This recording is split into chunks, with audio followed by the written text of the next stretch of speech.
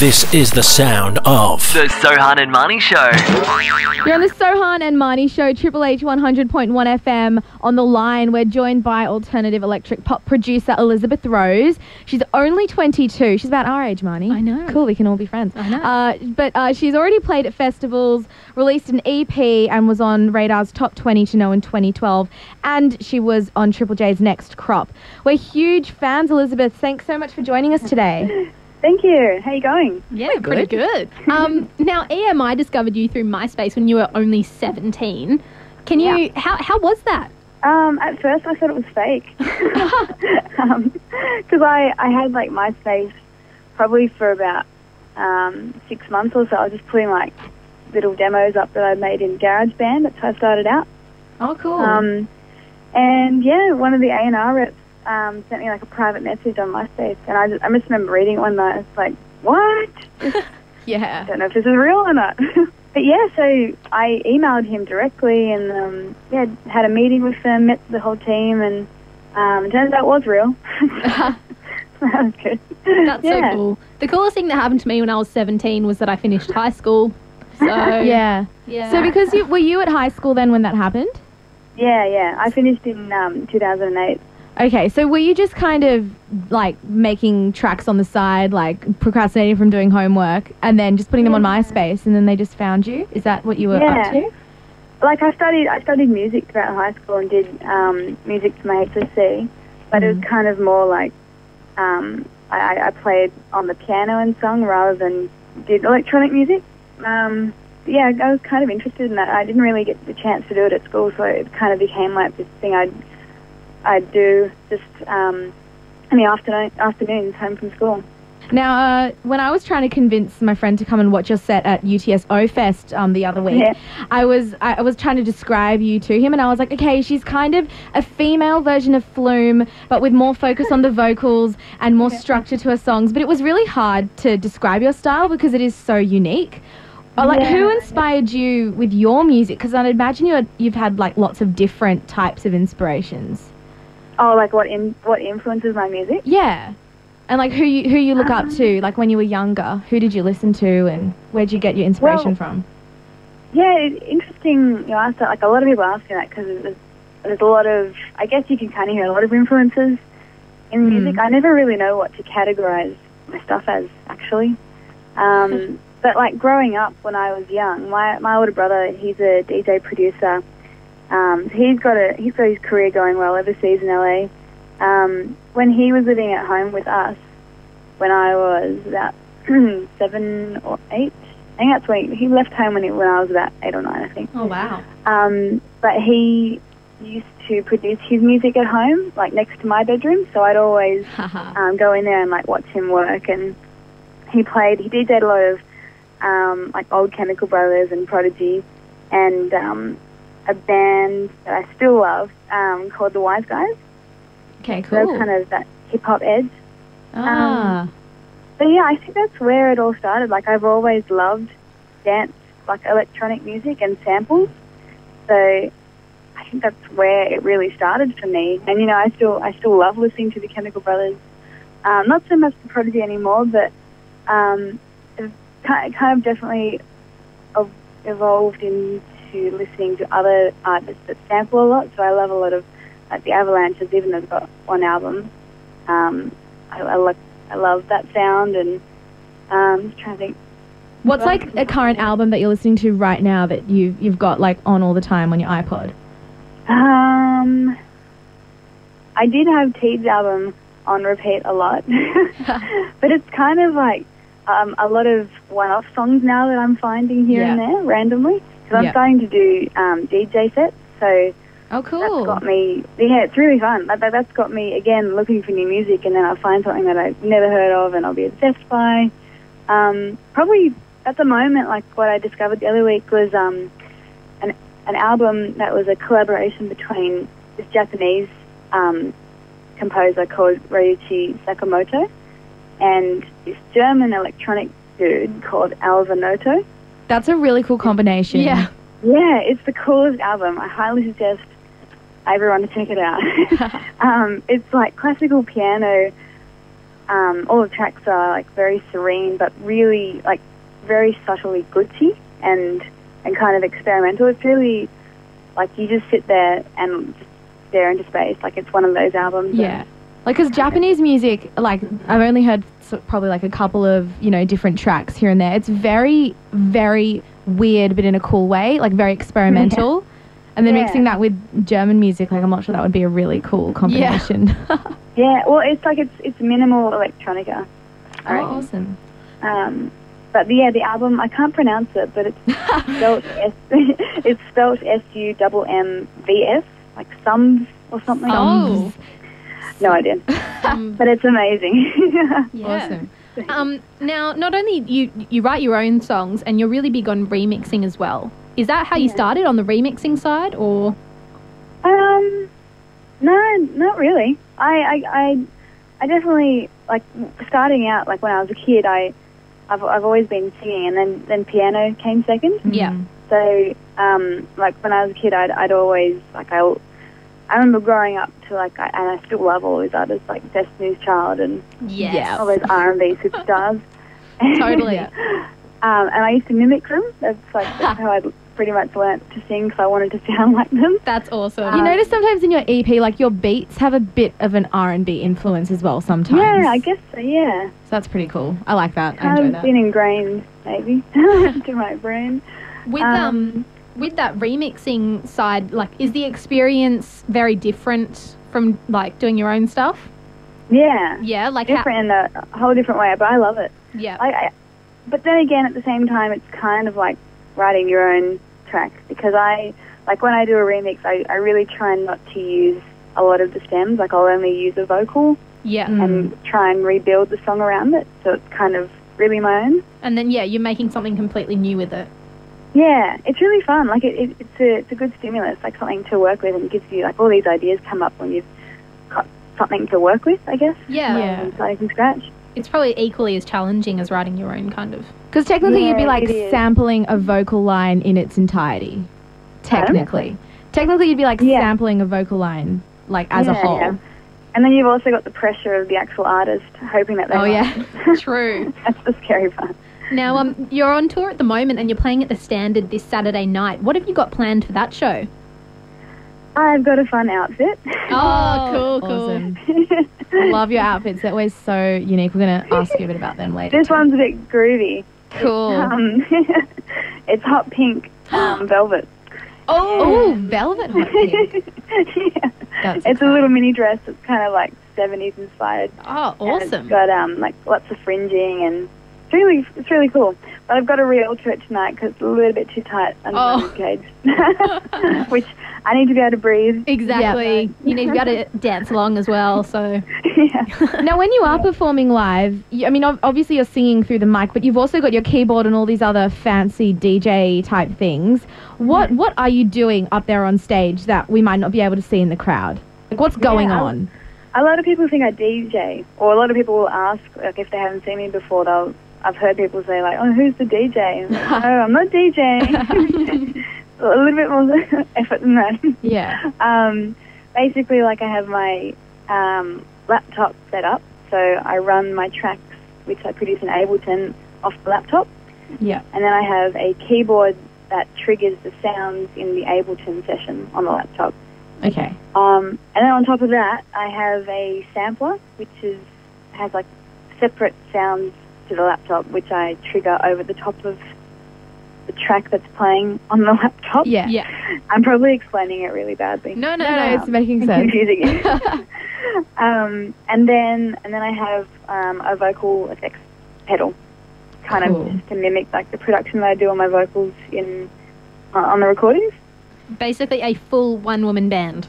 Yeah. That's a lot to take care of. Yeah, does it get difficult when you're on stage? Do you get confused? No, like at first it was really hard to like coordinate everything and to make sure I was pressing, because the samples don't quantize or anything, I've got to make sure that I press it exactly on time so it doesn't like wobble out of time. It was very stressful to begin with a couple of years ago when I was first playing with all the equipment. But like it's really easy now. I'm just used to it. Played so many shows, so Yeah, but I want to expand though. Awesome. God, that would be hard. I can't even imagine doing all of that. Yeah. Would you be able to say, like, a favourite live performance so far? Or is it too difficult? Yeah. Falls Festival. Falls? Which Cool. just happened. It was amazing because I played right before Flim in the Grand Theatre. Oh. Are you a fan of his? Yeah. And so just before he went on, everyone tried to pack up the tent so they could get a spot for him. Oh. That was good for me because we reached capacity towards the end of my set. So Yeah, I had definitely. a lot of exposure.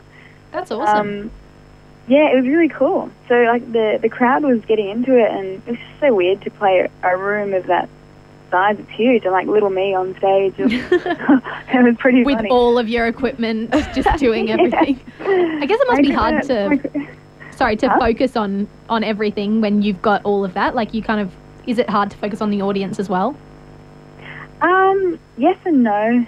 Yeah, like it would be good to kind of free myself up from the equipment at times and run across the stage with the mic rather than just worry about if I'm playing the right key or yeah, that's something I'm looking at. I really kind of want to move away from staying in one spot. Ooh, interesting.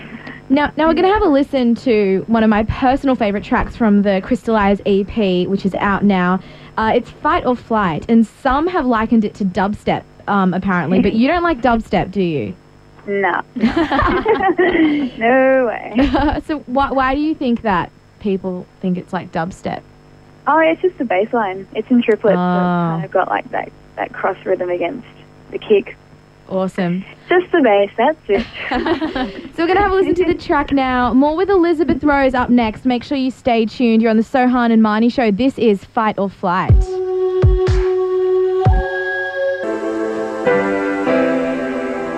That's Elizabeth Rose, again featuring Sinden. You're on the Sohan and Marni show. She's on the line with us now. Make sure you head to the Standard tonight for Major Razor. Elizabeth is performing. Ticket info is at elizabethrose.com.au. Elizabeth, you've just done a song with Flight Facilities. Can you tell us a bit about that? Yeah. Well, it's going to be out, I think, at the end of April. Cool. The Soon. track is called Didn't Believe. Awesome. Is it going to be on like an album that you may be working on? No, I think it's just a one-off single for them. Like they've been cool. doing. Awesome. So yeah, it'll be the follow-up to the Claire de Lune single. Awesome. We had. And did you help write it, or how did it work? No, I didn't. I would have liked to, but it came in at the last minute when it was like the boys had already got a writer on it. So Alex from Sparkadia wrote the vocal for it, like the lyrics and melody. And then I just came in at the end and I just recorded like my voice, just sung it. That's pretty cool. Though. Yeah, They're like, we want Elizabeth Rose on this track. Yeah, That's pretty cool. It was good because I did a remix for them a year prior to that, at the end of 2011, I think it was. That's how I met them first, because they liked the remix, and then they released it, and then they found out like I do my own music and like I sing, etc. Yeah, that's kind of where it all started. So I was really lucky. That's awesome. Now, in other collaboration news, you also recently posted a photo on your Facebook page with Gautier. So that's pretty exciting. What are you doing with him? I just went down there just purely for a writing session, like just nothing in particular, just to jam. And it was really cool. Just a casual jam session with Gautier, like happens every day. Yeah. Because I met him a few years ago at Triple J Awards, and so I introduced myself, and I was kind of just saying, like, I'd love to send you my demos if you're interested, and that's really where it all started. So it's kind of taken about a year and a half to get the jam happening, but that's definitely been worth the wait. Good old Wally. He seems like such a nice guy. He is. He's so down to earth, and like he collects so many instruments. It's incredible. Like, I think there are about 150 or more. Whoa. Little, What's like the most quirky one that you've come across? what was there? I reckon my favourite was probably this Russian harp. I don't know, it's not Russian harp. It's just a little mini harp. But a fan of his gave it to him when he played, I think it was Poland or Russia, one of the two. Oh, cool. Someone actually made it for him, so it's handcrafted. That's so cool. That's very exciting. And yeah, he brought it back home from tour, and actually a demo that I just finished for my next EP, that's actually what that harp has been used on. So yeah, like when I went down there, I was able to record some like quirky instruments over new demos that I'm working on, and then we started a song together from scratch, and it's like really quirky. That is so cool. Excited to hear So it. yeah, I'm probably going to go back down again in April. Cool. Again, so that'll be cool. That would be exciting. Now, music videos. The video for Ready, you recorded that at one of your shows and then added some cool effects afterwards, but the clip for Again is quite different. What was it like making those clips, you know, when they're so different from each other? Yeah, well, I guess a lot more thought and what's the word? A lot more thought and like preparation. My brain, I've had a long day. Yeah, a lot more thought just went into it, basically. Yeah. So the first video that we did for Ready, I got my one of my mates, Ben Wilson. He just did the animation, like the visuals for the clip. He did the video clip. Oh, cool. For Ready. And sorry, you keep going. Yeah, sorry. And then for Again, I kind of wanted to do something a little bit more raw, I guess. Not so crazy and academic. That's a good way to describe it. It's a completely different song. Yeah. So what do you want to do for your next video, do you think? I definitely want to get it animated. Cool. It was really cool. Like I think it was the night that I met you guys at Good God. After my EP launch, I think it was. Yes, I was. Was that when you were there? Yep, I was in the front row. Really good show. So, well, that night, this guy came up to me after I finished, and he just wrote down a website, the Crystal Beach, and he was like, "I do videos. I think you should check out my work because I think it'd be really cool." And initially, I thought, and funnily enough, like literally, I think 2 days later, one of my friends linked me to a video clip that he liked. And I see that it's made by this guy. I was like, wow, if that's not a sign, then I don't know what it is. Exactly, that's definitely a sign. Yeah, and so you should check it out. It's the video is for Ruckazoid, and the song's called what's it called? Don't Let Me Go. Cool. Awesome. Yeah, I think that's what it's called. And it's animated. He animated it, and it's the first time that he's actually used this program, this guy. Oh, wow. And he's kind of just experimenting, but it's actually incredible. So I want to work with that guy. Yeah, awesome. That's awesome. Yeah. Now, we talked a bit before about your crazy cool outfits. They are really funky when you're performing and your video clips as well. What inspires your fashion sense?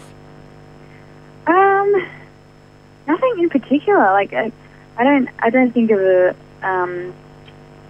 direct influence, like a character or a muse or person. Yeah. I kind of always just want to play with color and texture. Like I'm really interested in. I collect a lot of fabrics myself and buttons, but I don't actually sew, so I get. I actually have a stylist, Millie, who makes all my costumes for me. That's so So cool. do you design all of your costumes? No, like we work on it together, Millie and I. Cool. So it's a collaborative thing. And did you work on the pink velvet mini dress together? Yeah, like I basically just said, like I want velvet. Yeah. Velvet and fringing. Awesome. Would you ever consider opening a fashion line? Yeah, definitely. Oh, cool. That would be Not cool. yet, but maybe in like 20 years. Maybe when you're just like, this music thing, it's I've been there, done that, won a couple of Grammys, like I'm Hope music cool. lasts. Yeah. Now I can't help but ask because I just love movies, but you tweeted that the Edward Scissorhands soundtrack is your favorite. Why is that? Oh, it's just so beautiful. Yeah. Like I'm a sucker for really emotional music, and Yeah. I really find that the melodies in like in the music. I think it was Danny Elfman that did the music for it. I can't remember what else he did. I'll remember it as soon as I get off the phone. Yeah, exactly. But, Always happens. but I just really love the soundtrack. It's just so beautiful, and like it reminds me of like being a little kid. Like, you know, reminds me of the music actually, and you know Home Alone when it's Christmas and at the end Macaulay Culkin, like it's sad. Well, I guess they do have that Christmas scene. Yeah. In Edward Scissorhands. I love Hans Zimmer. Yeah, me too. He's awesome. He did Pearl Harbor, didn't he? And The Lion King and like all this like Inception. Yeah. And heaps of stuff like that. Yeah, I love movie soundtracks. Another thing I'm into. What movie would you want your songs to be in if they were included on the soundtrack? Oh, instead of what would already be there? Yeah. Or you could like a dream kind of movie. Something that is like Tron.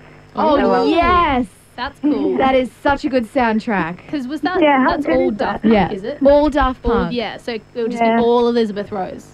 Oh, love it. That would be very cool. That would be epic. Awesome. Tron is too epic. Maybe something like Tron. Something similar. Yeah, cool. Yeah. The Aussie version. Yeah, I reckon something futuristic or dark. That's cool. Yeah, I can totally picture that. Yeah, that's awesome. Elizabeth Rose, everyone, make sure you grab a copy of the EP Crystallize in store from iTunes and head down to the Standard Saturday night for Major Razor. Thank you so much for joining us tonight. Thank you so much.